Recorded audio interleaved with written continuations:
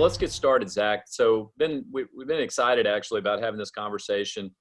And if you don't know yet, if you're just popping in because we do these every week, we're going to be talking about a charitable giving strategy today that we actually, it's one of our favorite tools called a donor advised fund. But Zach, what a lot of folks don't know, even clients of ours, because we don't really talk about this a lot with them. This is more speaking to our internal team, but it's kind of what we view our rallying cry or our mission statement. And it's real simple. It's, we get up every day and we try to stay focused on improving lives and inspiring generosity. And so, that means a lot to us because we talk about it all the time.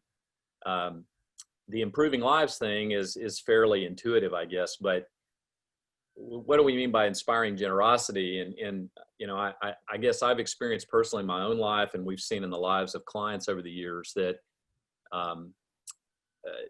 the good life is often associated with a generous life. There's something about getting to a point in life where you're not just trying to accumulate, but you realize you're blessed for a reason, and you want to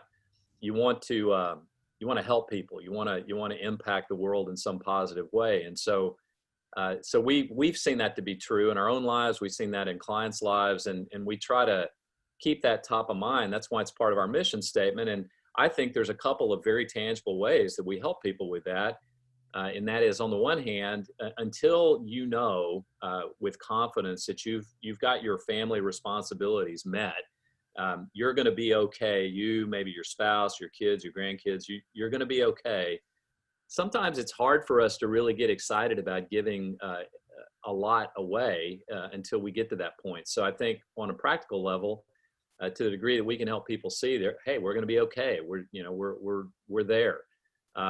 I think that helps them be better in a better position to be more generous. But the other thing is kind of what we're going to be doing today, and that's educating people on some of the methods of giving that aren't as commonly known. And if you already have a desire to be generous with giving, then there are ways to do that smarter if you understand the tax rules and you understand these vehicles like donor advised funds. So one of our Swiss Army knife type go-to tools in the planning process is donor advised funds.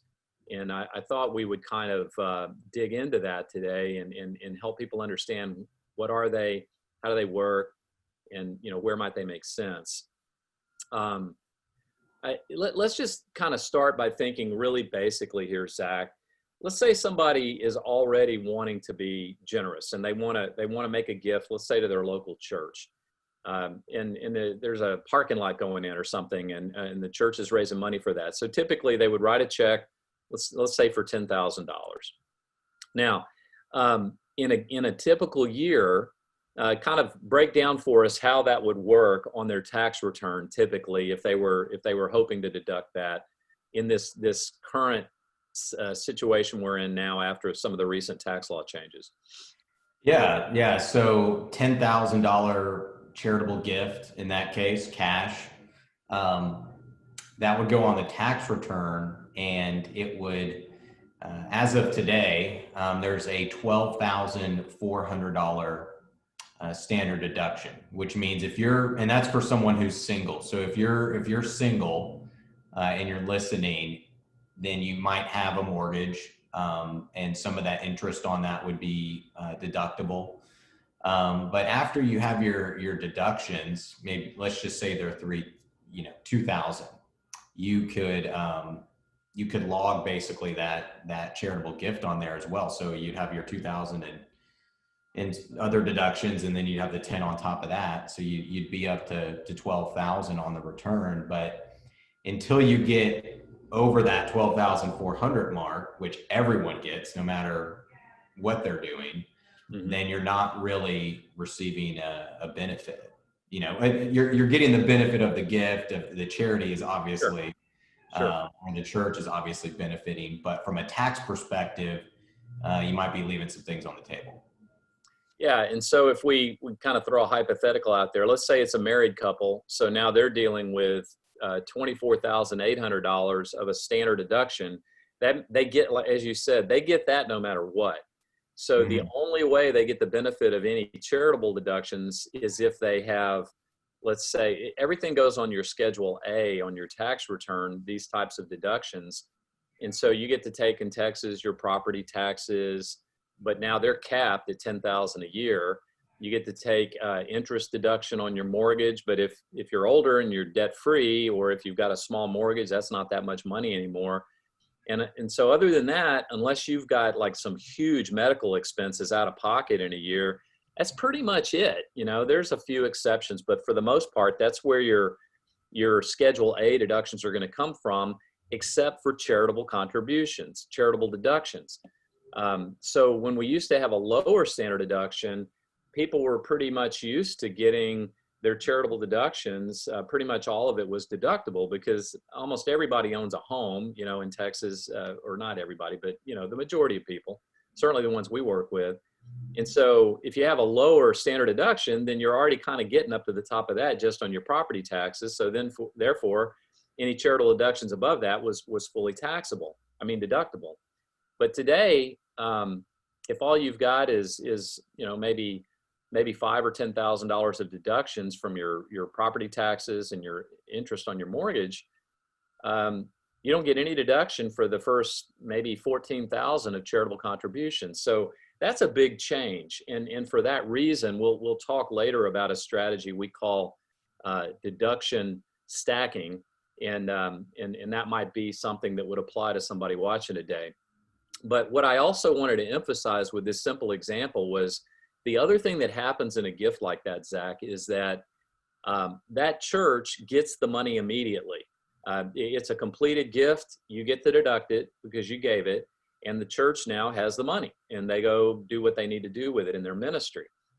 But a donor advised fund is potentially a different scenario, and that's where we'll kind of get into talking about how they work. So let's just kind of break it down. What is a donor advised fund? Well, it's offered by many different organizations out there. Fidelity, for example, has a very large one. It's been around for a while.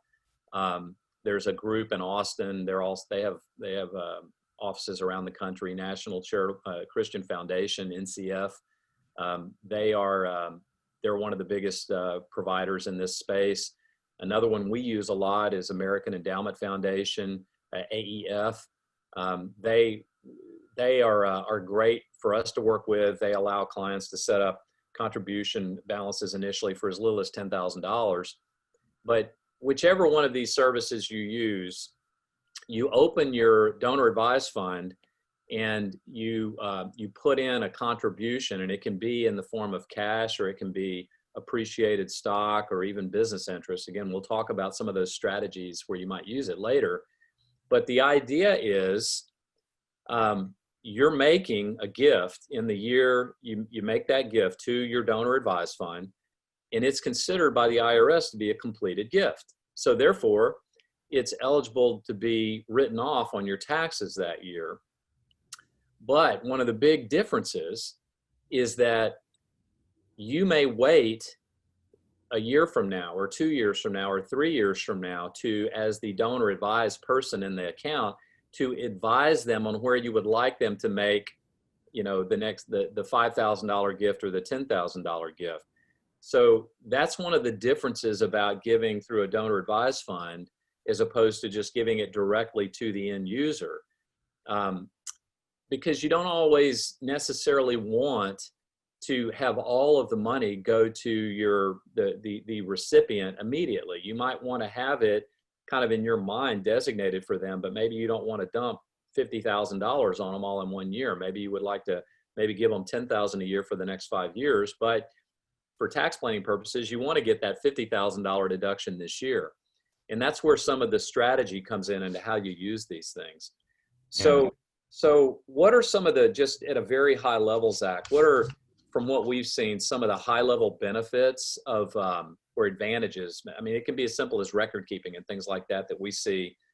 Once you do set these accounts up, how does that help people simplify their lives a little bit in this area?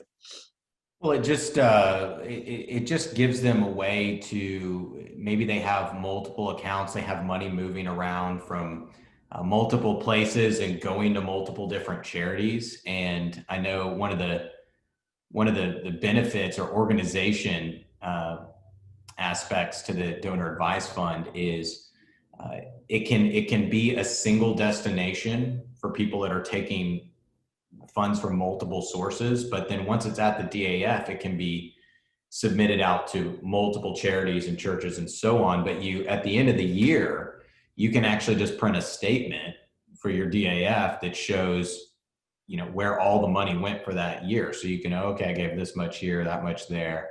And it can just really clarify and be a way to know exactly what you're doing, rather than having all these different statements you get back from different charities that are receiving things. Yeah, I think that's a huge advantage to them. Even if people are let's say somebody, again, I like to think in terms of examples.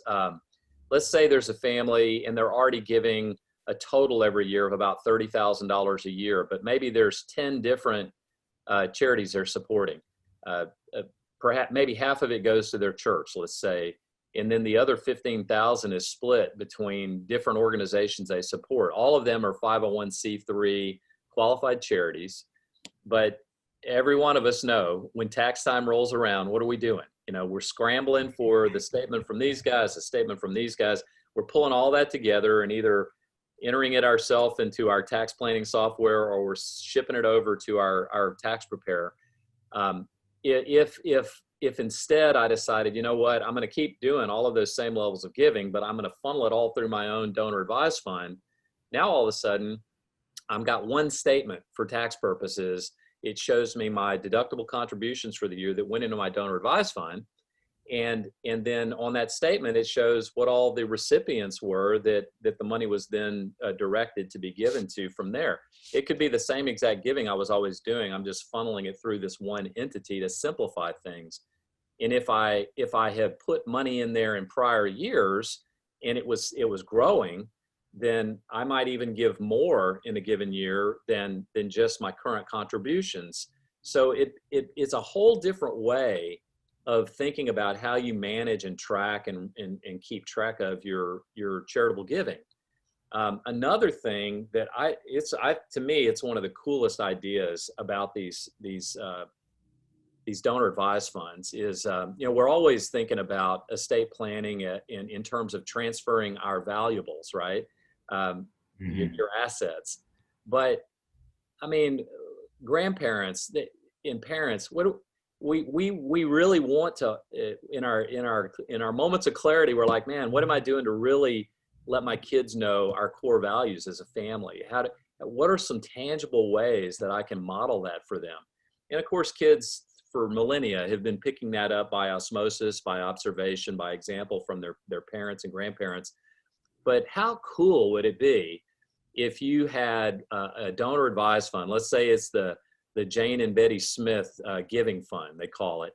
And then every year they start a tradition where, we somehow earmark $500 or $1,000 that we're going to let our grandkids participate in a family discussion about, okay, who are we going to help this year?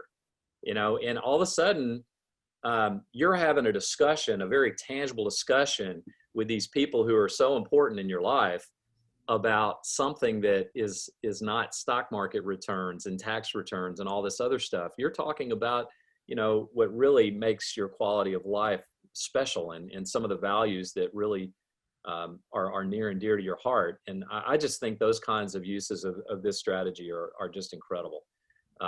So, not everybody's going to use it that way. I get it. But for people who like that idea, you just don't have the same impact if you're talking about, about this just on paper. Having that exercise of having these discussions is a powerful way to transfer our values, not just our valuables. So yeah, I think in that case, in that example where it doesn't matter the amount of money, right, with a grandkid that you're doing that with, even if it's 500 or 1,000, whatever it might be. I think that the grandkid or the child's going to feel seen, and they're going to feel like they have power, and that's going to make them pay attention. And so teaching generosity, I think when you tell somebody, hey, you have $1,000 to do something with, their ears are going to perk up. It doesn't matter who they are. Yeah. So. Well, there's so many creative ways you can use that, but I want to get into some concrete kind of examples of where these can be really used from a creative planning standpoint. And one of the ones that where this tool can be very, very effective would be for people who have, let's say, a windfall year of income. For whatever reason, sometimes this happens right before people retire. They maybe get a big benefit payment, or maybe some stock options mature, or exercised. For whatever reason, you just got an extra huge amount of income and it's taxable. And if you happen to be somebody in that situation, and you happen to be somebody who already is charitably inclined, you've got a heart for generosity, speak to how this might work from a planning standpoint in that situation, Zach. Yeah, if someone is already giving, let's say, and like you mentioned earlier, 30,000 a year, and they plan to give for the next 5, 10, 15 years.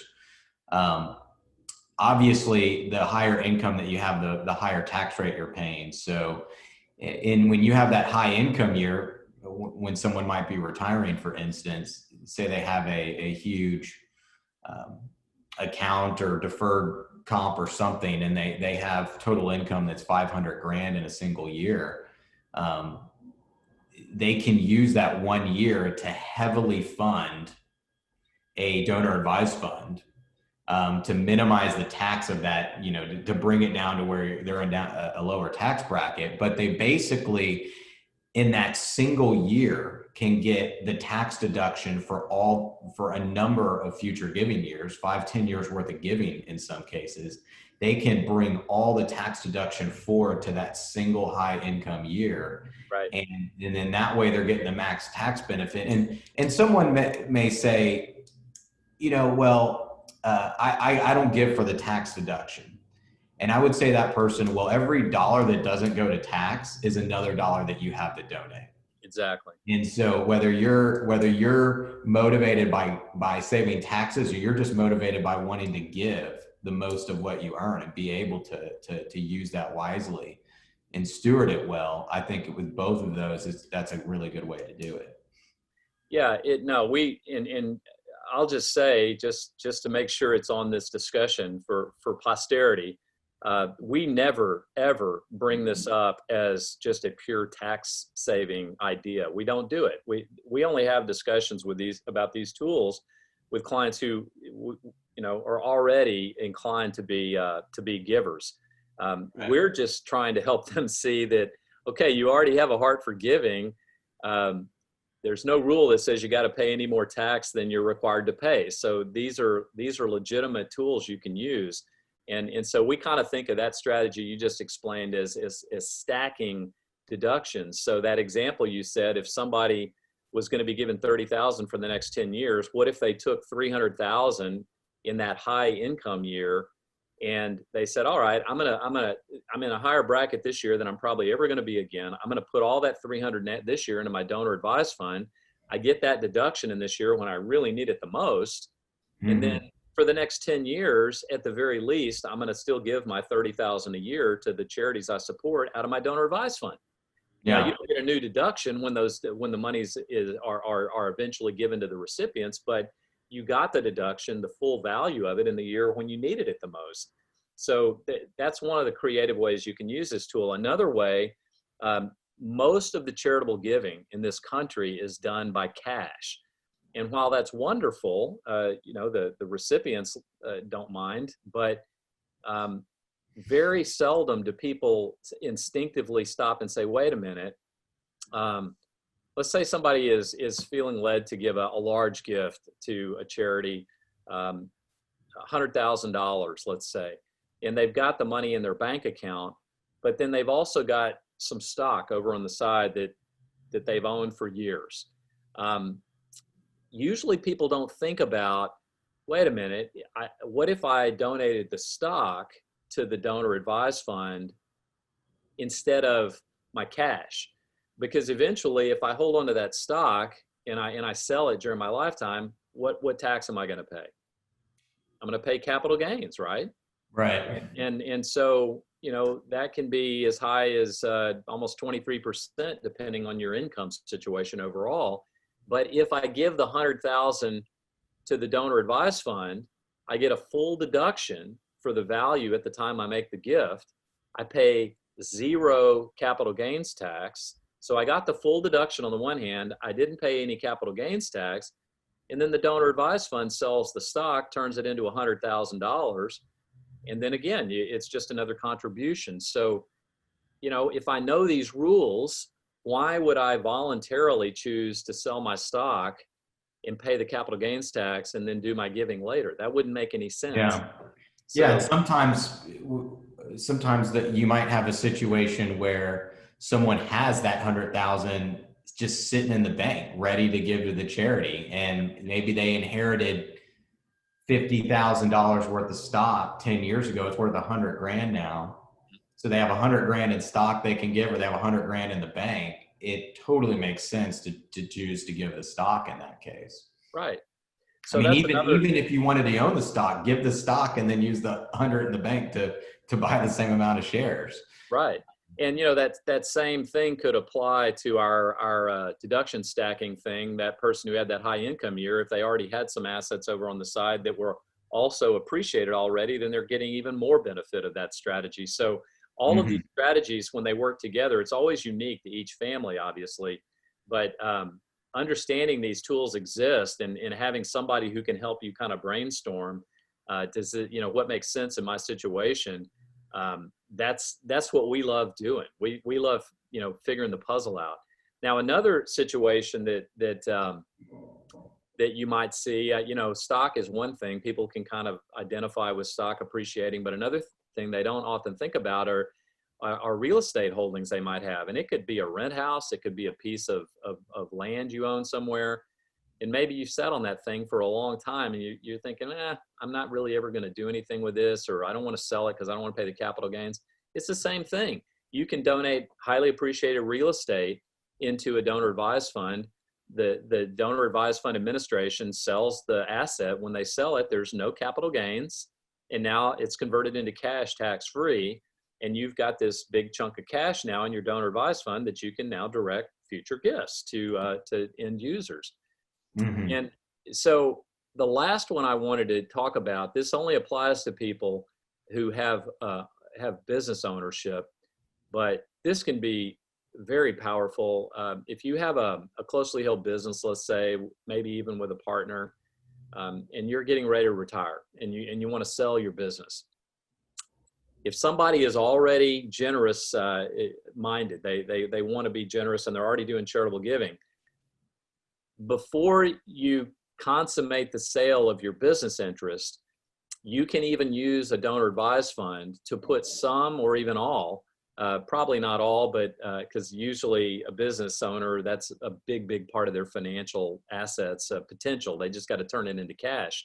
Mm-hmm. That's why they're wanting to sell. They want to get out of the business and the stress from it, but they also need the money to take place of the income they've had all these years. But if you take the time ahead of time to get some good advice on this, you could put some of the business proceeds first, donate it to the donor advised fund. And then when the business is sold, the buyer, it could be your existing partner, it could be somebody you're selling the business to outside of the company, but they're still going to end up buying 100% of your interest, but they're just buying part of it from you directly and part of it from the donor advised fund. Why would you do that? Well, you made a charitable contribution of the value of the interest of the business that you put into the donor advised fund. You didn't pay any tax on the sale of that portion because it's tax free. And the donor advised fund is happy to handle the transaction as a seller on that. They don't want to own it for the long term and manage it as a business interest. They want to turn it into cash. But that is another way that you can be very creative in using these kinds of tools to both tax plan, but also maximize your charitable giving going forward.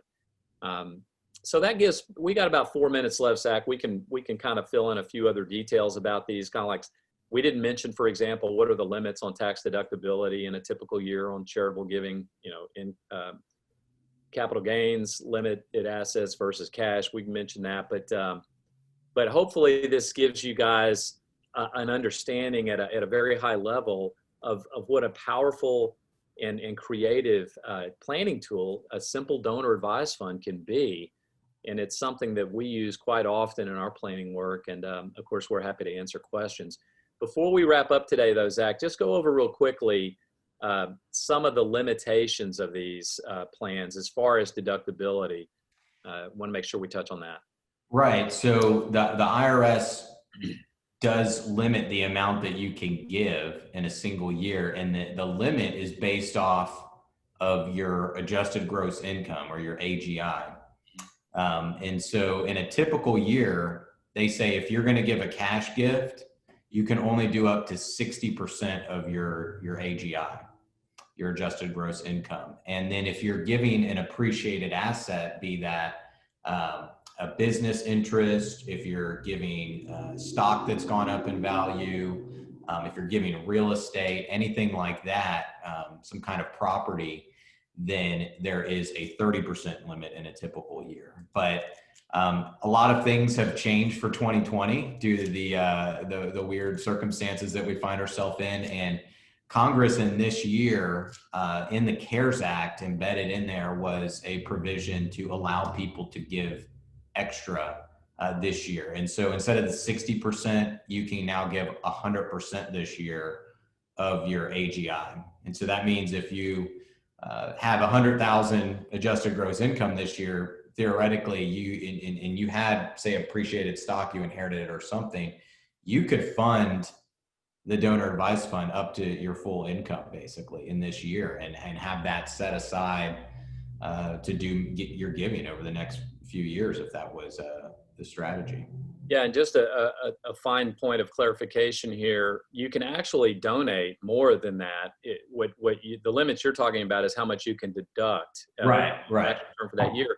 They do allow you to carry forward any unused deduction for up to 5 years. So that's again where your tax advisor, our team, the people on the admin side at the donor advised fund, when this is done well and it's done right, you've got your team working together to really fine tune this and make sure that you're taking maximum advantage of what you can do here.